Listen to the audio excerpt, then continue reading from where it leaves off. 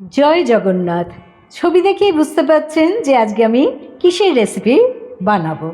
তা খাজা অনেক ধরনেরই আপনারা দেখে থাকবেন। পুরীর খাজার একটা আলাদা টেস্ট, সেই টেস্ট কিন্তু এখানকার আমরা মিষ্টির দোকানে পাই না। কিন্তু আজকে আমি যেভাবে খাজাটা বানিয়েছি, রং দেখেই বুঝতে পারছেন যে এটা কীরকম।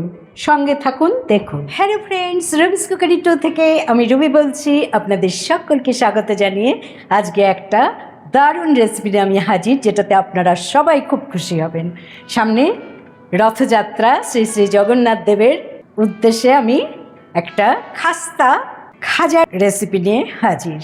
নিচ্ছি 2 কাপ ময়দা, নিচ্ছি 1/4 টিস্পুন লবণ,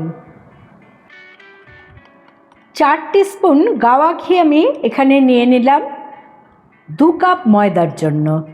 1 কাপে করলে 2 চামচ নেবেন এবং ঘি দিলে এর গন্ধটা খুবই ভালো হবে। তবে ঘিয়ের বদলে আপনারা রিফাইন্ড অয়েলও দিতে পারেন। ভালো করে হাতের সাহায্যে মেখে নিয়েছি বেশ 3 মিনিট ধরে, এবং যখন এরকম দলা পাকানো যাবে তখন অল্প অল্প করে জল দিয়ে এটার একটা সুন্দর ডো বানিয়ে নিতে হবে। অল্প অল্প করে নেবেন আর ভালো করে হাতের সাহায্যে মেখে নেবেন। ডোটা কিন্তু খুব একটা নরম করে মাখতে হবে যে তা না, মোটামুটি একটু শক্তের দিকে, কিন্তু বেশ সফট করে মাখতে হবে। তা আমার ডোটা দেখুন বানানো কমপ্লিট। যারা আমার এই ভিডিও দেখা শুরু করেছেন তারা অবশ্যই একটা লাইক দিয়ে দেখা শুরু করুন, এটা আমার অনুরোধ রইল। আর নতুন বন্ধুরা সাবস্ক্রাইব করে আমার পাশে থাকুন। তা আমার ডো বানানো রেডি হয়ে গেছে, আমি ঢাকা দিয়ে রেখে দিচ্ছি কিছুক্ষণের জন্য। ডোটাকে কিছুক্ষণ রেস্টে রেখে আমি এবারে একটা চিনির শিরা বানিয়ে নেব। তা আমি মেজারমেন্ট কাপ নিয়েই সব কিছু করছি। যে কাপে 2 কাপ ময়দা আমি নিয়েছিলাম, ঠিক সেই কাপেরই 1 কাপ চিনি আমি এতে অ্যাড করে দিচ্ছি। এই মেজারমেন্ট কাপেরই 1/2 কাপ জল আমি এতে অ্যাড করে দিচ্ছি। আর নিয়েছি 4টে ফাটানো এলাচ। এবারে ভালো করে নেড়ে নিচ্ছি। মিডিয়াম ফ্লেমে কন্টিনিউয়াসলি কিন্তু এটাকে নেড়ে যেতে হবে। শিরাটা রেডি হয়েছে কিনা একটু চেক করে দেখে নিচ্ছি। এখনও আমার হয়নি, কারণ একটা যখন তারের মতো হবে তখন বুঝতে হবে যে শিরাটা হয়ে গেছে। আমি সামান্য লেবুর রস এতে অ্যাড করে দিচ্ছি।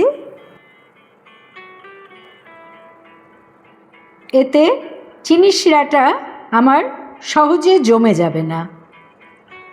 এবারে দেখুন একটা তারের মতো হচ্ছে, আমি কাছের থেকে দেখাচ্ছি। এই যে কমপ্লিট। এবার একটু ঢাকা দিয়ে এটাকে রেখে দিচ্ছি। চিনির শিরা হয়ে গেছে। এবার আমি ডোটা নিয়ে ফিরে এলাম। আবারও হাতের সাহায্যে ভালো করে একবার মেখে নিয়ে আমি এর থেকে ডো বের করব ছোট ছোট।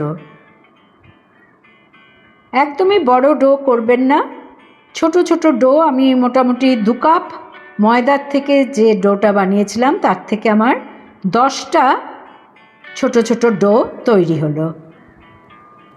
হাতের সাহায্যে সমান করে ডোগুলোকে বানিয়ে নিতে হবে। একে একে আমি সমস্ত ডো রেডি করে নিলাম। একটা ঢাকা দিয়ে রেখে দেবেন। এবারে আমি রুটিগুলো একে একে বেলে নিচ্ছি। আমি সামান্য ময়দা নিয়েছি এবং ময়দা ছড়িয়ে ছড়িয়ে এই রুটিগুলোকে বেলে নেব। যতটা পাতলা সম্ভব বেলে নেবেন। এবং একটা রুটি বেলা হয়ে গেছে। এরপরে দ্বিতীয় রুটিটা বেলার পর দেখিয়ে দিচ্ছি যে কিভাবে এই রুটিগুলোকে পরপর রেখে দিতে হবে। খুবই পাতলা করে বেলে নিয়েছি, কিন্তু এই রুটিটা যখন এর ওপর রাখবো তখন একটু সামান্য ময়দা ছড়িয়ে তার ওপর এই রুটিটা রেখে দেব। কারণ এইভাবে রুটিগুলোকে না রাখলে একটার সাথে আরেকটা লেগে যেতে পারে।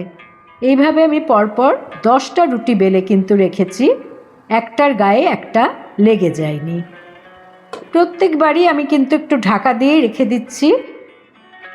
কারণ তা না হলে এর যে একটা ময়েস্ট ভাব সেটা নষ্ট হয়ে যায় বা ফেটে যায়। এবারে খাজার ভেতর যে লেয়ারগুলো থাকে সেটা কিভাবে হয় দেখে নিন। ঢাকা খুলে দেখিয়ে দিচ্ছি 10টা রুটির মধ্যে আমি 5টা রুটি নিয়ে নিচ্ছি। দেখুন কত সুন্দর গায়ে গায়ে লেগে যায়নি। এবার রুটির সাইজগুলো কিন্তু সমান হতে হবে, না হলে হাত দিয়ে টেনে টেনে একটু সমান করে নেবেন। একটা রুটির ওপর আমি লেয়ার দেওয়ার জন্য রিফাইন্ড অয়েল আর চালের গুঁড়ো নিয়েছি। অনেকে ময়দার গুঁড়োও দেন, কিন্তু চালের গুঁড়ো দিলে এটা আরও বেশি ক্রিস্পি হয়। তা আমি চালের গুঁড়ো দিয়ে একটু সমান করে দিচ্ছি এবং আমি রিফাইন্ড অয়েল দিয়েছি, আপনারা চাইলে ঘি দিতে পারেন। তা এর উপর আরেকটা রুটি বসিয়ে তার উপরও আমি রিফাইন্ড অয়েল দিয়ে একটু চালের গুঁড়ো ছড়িয়ে সমান করে নিচ্ছি। এইভাবে 5টা রুটি কিন্তু আমাকে নিয়ে নিতে হবে পরপর। আর দেখতেই পাচ্ছেন যে রুটিগুলোর সাইজ কিন্তু মোটামুটি সমান। শেষ রুটিতেও কিন্তু এরকম একটা লেয়ার দিয়ে নিতে হবে। 5টা রুটিকে আমি দেখুন আলতোভাবে ঘুরিয়ে ঘুরিয়ে তৈরি করে নিচ্ছি। এভাবে কিছুটা অংশ ফাঁকা রেখেছি, এখানে একটু জলের লেয়ার দিয়ে এর সাথে ভালো করে মুখটা আটকে দিতে হবে। প্রত্যেকটা রুটিরই মধ্যে একটু একটু করে জলের লেয়ার দেবেন আর এভাবে মুখটা আটকে দেবেন। দুটো সাইড অসমান, সে দুটো সাইড আমি কেটে বাদ দিয়ে দিচ্ছি। এবারে দেখুন সমান একটা রোল তৈরি হয়ে গেল। এটাকে আমি 7 ভাগ করে নিচ্ছি, তাহলে বুঝতেই পারছেন যে এক একটা এখানে যে লেচি কতটা করে কাটা হচ্ছে। কাটা হয়ে গেলে আমি দেখিয়ে দিচ্ছি যে কত সুন্দর লেয়ারগুলো তৈরি হচ্ছে। আপনারা দেখতেই পাচ্ছেন, দেখুন ভেতরটায় কত সুন্দর লেয়ার তৈরি হচ্ছে। তা আমার 7টা লেচি কাটা হয়ে গেছে এবং লেয়ারগুলো ঠিক এরকম থাকবে।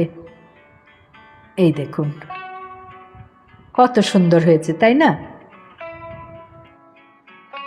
আমি একটা পাত্রের মধ্যে এই লেচিগুলোকে তুলে নিচ্ছি।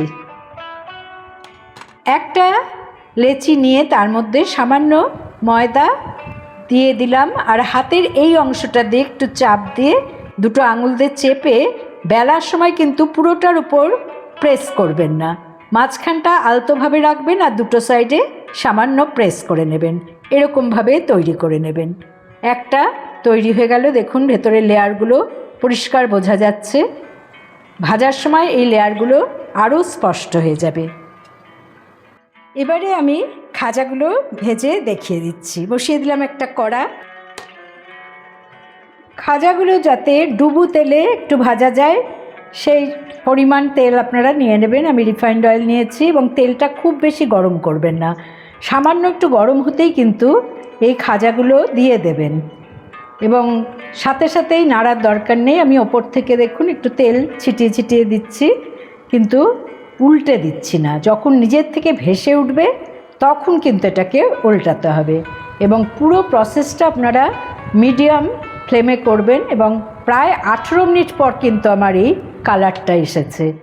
আমি এবারে তেলের থেকে একটা একটা করে খাজা প্রথমে একটা থালায় তুলে নিচ্ছি। দেখুন কতটা মুচমুচে হয়েছে এবং বেশ শক্তের দিকেই মুচমুচেটা বলবো, কারণ পুরীর খাজা কিন্তু দাঁত দিয়ে ভাঙতে গেলে একটু সহজেই ভেঙে যায় না। আমার এটা খুব ভালো লাগে। তারপর দেখুন আমি চিনির শিরায় দিয়েই সাথে সাথে তুলে নিচ্ছি। এখানে ভিজিয়ে রেখে দেবেন না, তাহলে ক্রিস্পিনেসটা নষ্ট হয়ে যাবে। একটা তারের জালির ওপর রাখছি, কারণ এক্সট্রা যে রসটা সেটা ঝরে পড়ে গেলে অতটাও মিষ্টি লাগবে না। এবারে দ্বিতীয় ব্যাচের 3টে সেটাও ভেজে নিচ্ছি। আমার আরও কিন্তু 5টা রুটি বেলা আছে, সেগুলো আর আমি দেখাচ্ছি না, তাহলে অনেক বড় ভিডিও হয়ে যাবে। এই শেষেরগুলো ভাজা হয়ে গেছে, দেখুন কত সুন্দর হয়েছে। আমি জগন্নাথের উদ্দেশ্যে এটা আজকে বানালাম, তা ভেঙে দেখাচ্ছি কতটা ক্রিস্পি হয়েছে। আশা করি আজকের রেসিপি আপনাদের পছন্দ হয়েছে। পছন্দ হলে অবশ্যই আমার চ্যানেলে লাইক করুন, কমেন্ট করুন, শেয়ার করুন। নতুন বন্ধুদের সাবস্ক্রাইব করার অনুরোধ রইল। পাশে বেল বোতামে অবশ্যই ক্লিক করতে ভুলবেন না, তাতে যখনই কোনো নতুন রান্নার রেসিপি শেয়ার করব তার নোটিফিকেশন সহজেই পেয়ে যাবেন। ভালো থাকুন, সুস্থ থাকুন। পরের এপিসোডে নতুন রান্নার রেসিপি নিয়ে হাজির হচ্ছে আমি রুবি। Thanks for watching.